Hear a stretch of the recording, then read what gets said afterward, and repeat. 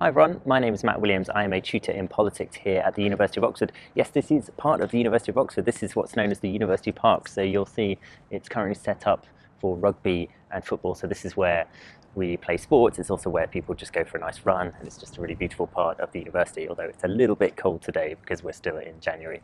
Anyway, why have I brought you here? I brought you here because I want to help you in your applications to the University of Oxford, and I want to stress one of the most important things about applying to the university, which is not sport or parks, but it's these buildings behind us here, because the parks are right next to loads of the university departments. So this one you can see behind me here is for physiology, anatomy and genetics, and round on the other side of the park you can see computer science, you can see engineering. And this raises a crucial truth about applying to universities like Oxford, which is that the most important thing, the first, middle and last thing that should be occupying your mind as you apply to Oxford is the subject that you want to apply for. That is what we care about. These buildings behind me are where the proverbial magic takes place. It's in buildings like these in Oxford that the lithium-ion battery was first invented, which allows me to record this very talk.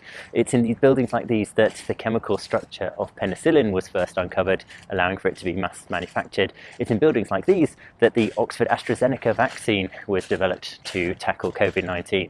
So this is where academics like me spend most of our time. It's where we invest most of our energy and efforts.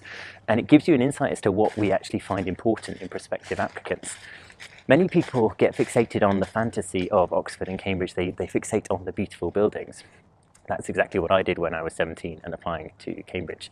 And I forgot the most important thing about applying to a university like this, which is to have a true deep love for exploring my subject.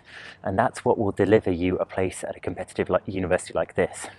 So how do you go about doing it? Well, I'm actually going to make a series of videos on how to apply to Oxford, just to demystify the process, to provide people that don't have ready access to that sort of information, all of the support and guidance that they might need. So keep watching the channel if you want to know, for example, how to choose colleges at Oxford and how to navigate the long and complicated process.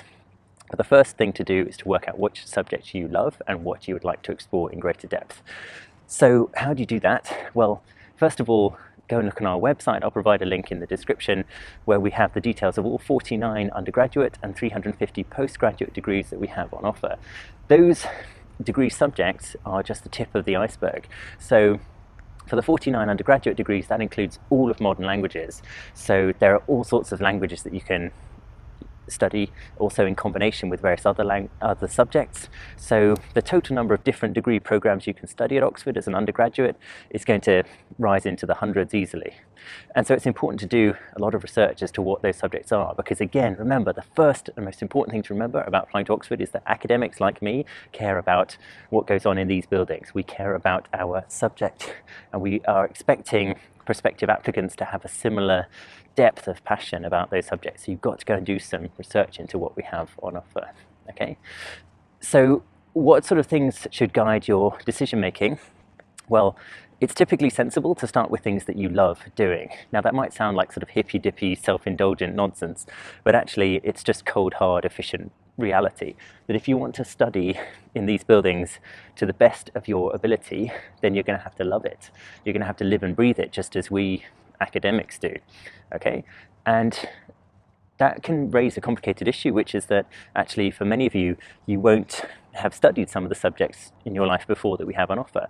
You know, if we have 49 degree programs available for undergraduates, well, that's vastly more than most high schools and sixth form colleges have available. So how are you supposed to choose? Well, as I say, work out what you enjoy now and see what that makes available for you in the future.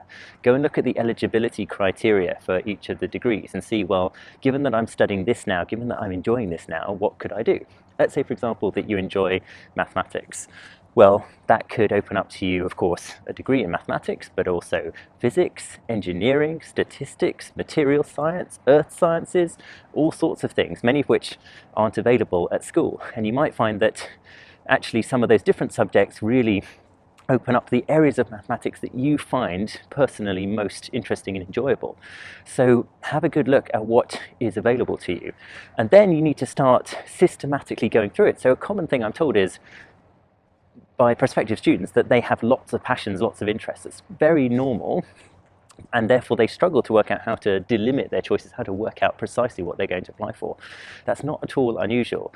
The thing to do is to test hypotheses, be rigorous.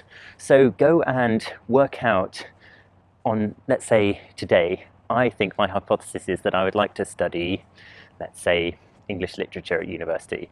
And to test that hypothesis rigorously, you need to go and basically dip into what an English literature student would dip into, just to test whether or not your intuition that you would like to study English literature is true or not. So go and read some of the stuff that undergraduate English literature students would read. Go and think about some of the questions that they might be confronted with.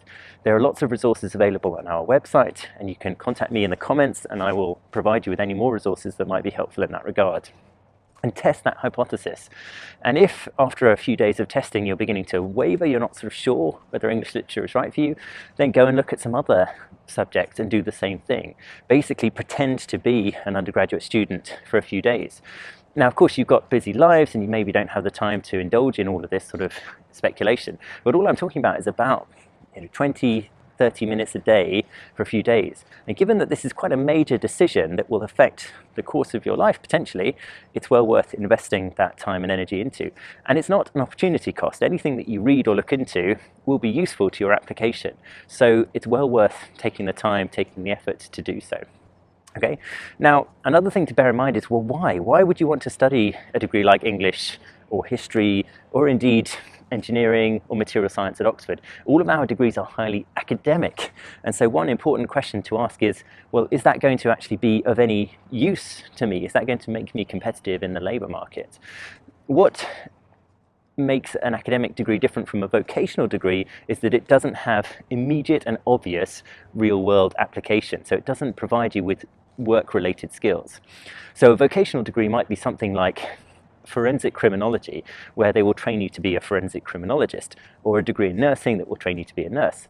At Oxford, we don't train people with specific job-relevant skills. Even our degrees in law and medicine aren't going to give you specific job-related skills. You'll have to train after university to become a lawyer, and you'll have to continue training after university to work as a junior doctor.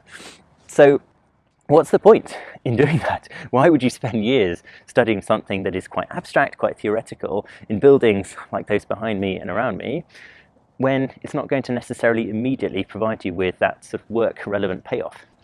Well, the point of an academic degree is that it provides you with general skills, skills that are applicable throughout the labour market, and you learn them in a way that is fun and engaging. So let's say, for example, that you study history.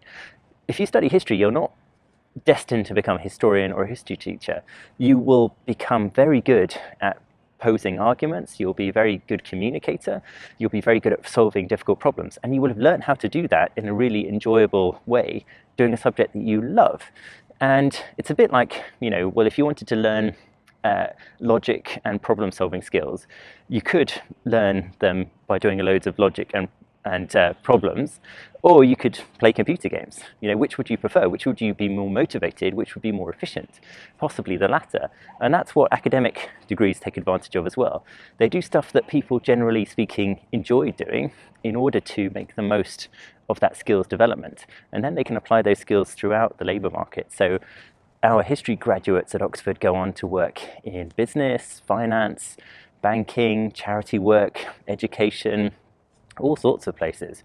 So that's the point of an academic degree, and it's a bit of a case of horses for courses. Some people would prefer a vocational degree because they are dead set on a particular job, and that's a completely respectable decision. Others want to have a bit more flexibility. They might want to move into different careers, and they also are keen to study a particular subject as deeply as possible. And that again brings me back to the ultimate point of this video and the ultimate truth about applying to Oxford. Successful applicants have a very deep love of the subject that they're going into, so you need to take great care in working out what that subject is. I've been guilty in past videos of providing you with lots of images of the beautiful buildings of central Oxford where we live, where we eat and where we socialise. But honestly, the university department buildings that you can possibly see around me, that's where the real magic happens. That's where our passions lie. And that's where we would expect you to contribute. So if you want to apply to a competitive university like Oxford, you have to work out first and foremost what you want to study, and you need to start developing your passion in that subject. And if it's a subject you've never studied before, then seek help in trying to find the resources available. And that raises another crucial truth about applying to universities like Oxford. No one succeeds on their own. There is no shame in seeking help to apply to a competitive university like this. It is difficult, and it has never happened that someone has just been able to get through the process entirely on their own. That's part of my motivation for making this video. I would be delighted to answer any questions you may have in the comments. I want to help because I want to make sure that the university attracts a wide diversity of students who have the academic ability and potential to help change the world. So thank you so much for watching. I hope this has been helpful. Do stick around on the channel for more videos like this coming up so as to help you apply to universities like Oxford. Thanks so much. All the best. Bye now.